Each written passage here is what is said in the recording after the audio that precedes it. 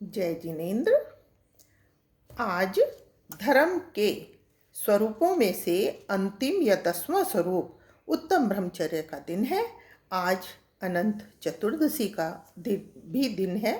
अब तक आपने और मैंने धर्म जीवन की यात्रा की और धर्म के 9 स्वरूपों की चर्चा की। आज 10वें स्वरूप यानी कि उत्तम ब्रह्मचर्य की विशद व्याख्या हम और आप समझेंगे।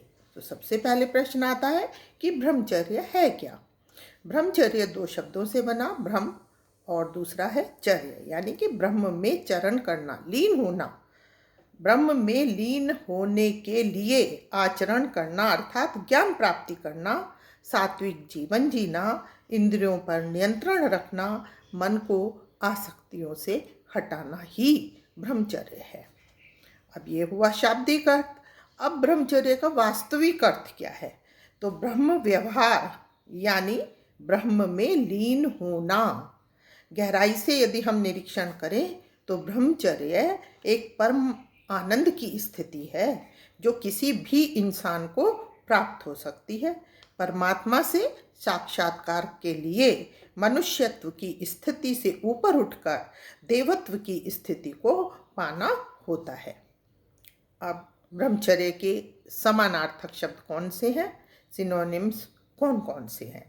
जैसे कि शक्तियों को संग्रह करना तथा उन्हें बिखरने ना देना। नेक्स्ट है उन्हें अपनी उन्नति में लगाना या शक्ति को जागृत करना। इसके अलावा है स्वयं की क्रियाशीलता, तत्परता, उत्साह जागृत करना, ओजस्विता और सहनशीलता आदि आदि। अब जैन धर्म का 10वां स्वरूप ब्रह्मचर्य, इसके बारे में समझते हैं कि यह पवित्र रखने का गुण है। यह जैन मुनि अथवा श्रावकों यानी कि गृहस्थों को पंचव्रत, जो कि 5 मुख्य हैं। कौन कौन से पंचव्रत? सत्य, अहिंसा, अस्तेय, अपरिग्रह और ब्रह्मचर्य, उनमें से एक है। जैन मुनि और आर्यका को दीक्षा लेने के लिए मन, वचन और काय में ब्रह्मचर्य अनिवार्य है तथा श्रावकों या गृहस्थों के लिए भी ब्रह्मचर्य का अर्थ है मनसा वाचना कर्मणामि शुद्धता। मन, वचन और कर्म ऐसे हों कि जो सात्विकता, शुद्धता की ओर जाए। अब आयुर्वेद में भी ब्रह्मचर्य को किस तरह समझाया गया देखते हैं।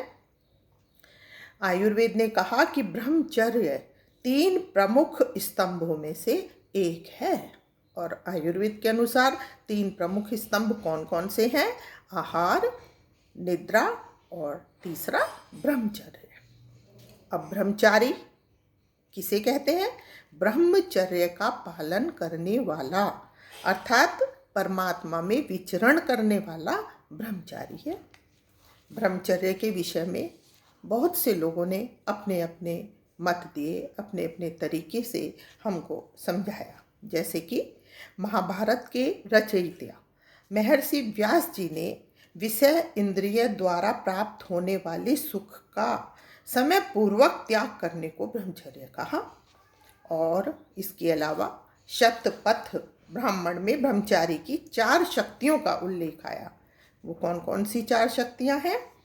पहला है अग्नि के समान तेजस्वी, दूसरा है मृत्यु समान दोष एवं दुर्गुणों को मारने की शक्ति, तीसरा है आचार्य के समान दूसरों को शिक्षा देने की शक्ति, और चौथा है संसार के किसी भी स्थान, वस्तु अथवा व्यक्ति आदि की अपेक्षा रखे बिना शुद्धता या ब्रह्म में लीन होना।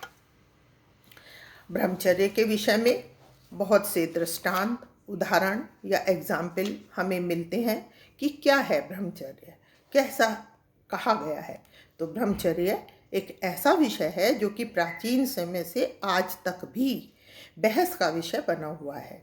आम आदमी की मान्यता है कि जो शादीशुदा नहीं है वह ब्रह्मचारी, और जिसने विवाह कर लिया वह ब्रह्मचर्य उसका खंडित हो गया। यहाँ पर जब हम बहुत गहराई में जाकर देखते हैं तो कुछ अलग ही अर्थ हमें देखने को मिलता है। अब यदि हम राजा जनक के विषय में बात करें तो उनको विदेह यानी बिना शरीर के वाला कहा जाता है। सीता जी के पिताश्री एक सम्राट राजपाट मुक्त थे, किंतु समाधिस्थ थे। उन्हें वीतरागी भी कहा गया क्योंकि उनकी दृष्टि सबके लिए एक समान थी। उनकी साधना उतनी ऊर्जस्वी थी कि उनके सभी चक्र जागृत हो चुके थे तथा मन की आखिरी स्टेज तक राजा जनक पहुंच चुके थे। विवाहित होकर भी ब्रह्मचारी थे, आत्मलीन थे, ब्रह्म का साक्षात उन्होंने कर लिया था। तो ये था राजा जनक का बारे में, जिन्हें विदेह कहा गया। और इसी प्रकार सप्त ऋषि या संत कौन कौन से थे? सप्त ऋषि जैसे कि कश्यप, अत्रि, वैशिष्ठ, विश्वामित्र, गौतम, जमदाग्नि और लास्ट भारद्वाज। तो ये 7 ऋषि या 7 संतों का भी ब्रह्मचारी कहा गया। वे विवाहित होते हुए भी ब्रह्मलीन थे, इसलिए उन्हें ब्रह्मचारी कहा गया। जैन धर्म के प्रवर्तक भगवान महावीर को बाल ब्रह्मचारी कहा जाता है, जिन्होंने माता पिता के कहने पर भी विवाह नहीं किया तथा मात्र 30 वर्ष की अवस्था में गृह त्याग दिया और आत्मलीनता में लग गए तथा ब्रह्म का साक्षात्कार किया। दुनिया को उपदेश भी दिया। एक प्रसंग के अनुसार श्वेतांबर संप्रदाय महावीर स्वामी का विवाह मानते हैं, किंतु उन्होंने भी माना कि अंत में उन्होंने दिगंबर रूप को अपना लिया। महावीर के तथा आत्मनियंत्रण द्वारा सभी इंद्रियों को वश में करके आत्मलीन हो गए। ये श्वेतांबरियों ने भी माना कि लास्ट में वो दिगंबर हो गए और आत्मलीन हो गए तथा ब्रह्म का साक्षात्कार केवल्य ज्ञान प्राप्त किया तथा सभी को अहिंसा परमो धर्म का उपदेश दिया। महावीर के अनुसार भी जो जितेंद्रिय है तथा जिसने जिनेंद्र भगवान के गुणों को अपनाने में जो प्रयासरत है, वही उत्तम ब्रह्मचर्य व्रत है। तो अंत में क्या कंक्लूजन निकलता है या रिजल्ट निकलता है, उपसंहार है, तो वो क्या है कि हम अंत में कह सकते हैं कि ब्रह्म व्यवहार है। ब्रह्म में लीन होना जो कि किसी को भी हो सकता है, इसके लिए उसे वीतरागी यानी रागों को जीतना होगा। इंद्रिय संयमन और चक्रीय जागरण की स्थिति को पार करना तथा आंतरिक यात्रा की या अंतर्मन की यात्रा को करना होगा। इंद्रिय संयमन, इंद्रियों पर कंट्रोल करना होगा, और चक्रीय जागरण, चक्र जैसा कि कहा गया है, योगा कराते हैं तो 7 चक्र की बात होती है। जैसे कि सबसे पहला है मूलाधार चक्र, जो कि रीढ़ की हड्डी के अंतिम हड्डी जो है वहाँ पर स्थित होता है, वहाँ पर ध्यान लगाया जाता है, मूलाधार चक्र। दूसरा माना स्वाधिष्ठान चक्र, जो कि अंडाशय या जनन इंद्रिय के पीछे होता है। तीसरा चक्र मणिपुर चक्र या नाभि क्षेत्र। चौथा चक्र है अनाहत चक्र या हृदय क्षेत्र। 5वां चक्र है विशुद्धि चक्र या कंठ क्षेत्र। और छठा है आज्ञा चक्र, तृतीय नेत्र जिसे कहा जाता है, या ललाट। और शीर्ष चक्र या सिर का चक्र, जिसे कि सहस्त्रार चक्र भी कहा जाता है, छोटे बच्चों में कोपल यहाँ पर होता है, इसको सहस्त्रार चक्र कहा जाता है। तो इन चक्रों के जागरण की स्थिति को पार करना ही ब्रह्मचर्य है, ऐसा कहा जाता है। वास्तव में गहराई से यदि हम निरीक्षण करें तो ब्रह्मचर्य एक परमानंद की स्थिति है।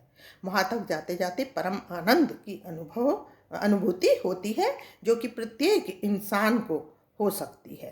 परमात्मा में विलीन होने या साक्षात्कार करने के लिए मनुष्यत्व की स्थिति से ऊपर उठकर देवत्व की स्थिति को प्राप्त करना होगा, और यह स्थिति धर्म के 9 स्वरूपों को पार कर लेने के पश्चात अंतिम सोपान या सीढ़ी है जो कि ब्रह्मचर्य है। पहली कौन सी 9 सीढ़ी है जो हमने अभी तक 9 अध्यायों में देखा? क्षमा, दूसरा मार्दव, तीसरा आर्जव, चौथा सत्य, पांचवा शौच, फिर संयम, फिर तप, त्याग, अंकिंचन्य और लास्ट सीढ़ी है ब्रह्मचर्य। तो इस सीढ़ी तक पहुँचते पहुँचते अपने आप में बहुत शुद्धता आ जाती है। हमने देखा एक एक सीढ़ी कितनी महत्वपूर्ण है। आज 10 लक्षण का अंतिम स्वरूप है। तो हमने देखा या जिसने भी इस पर विचार किया उसकी आत्मा में बहुत कुछ शुद्धता के भाव, सात्विकता के भाव, मलिनता से हट के सोचना, ये सब निश्चय ही आ गया। ऐसा महसूस सभी लोग कर रहे होंगे। अब कल छोड़कर परसों क्षमामणि पर्व है, उसके विषय में हम चर्चा करेंगे। आज धर्म के इन 10 स्वरूपों की, 10 लक्षण धर्म की चर्चा हमने की। तो 10 लक्षण धर्म आप सबको बहुत मंगलमयी हो, ऐसी मेरी कामना। जय जिनेन्द्र।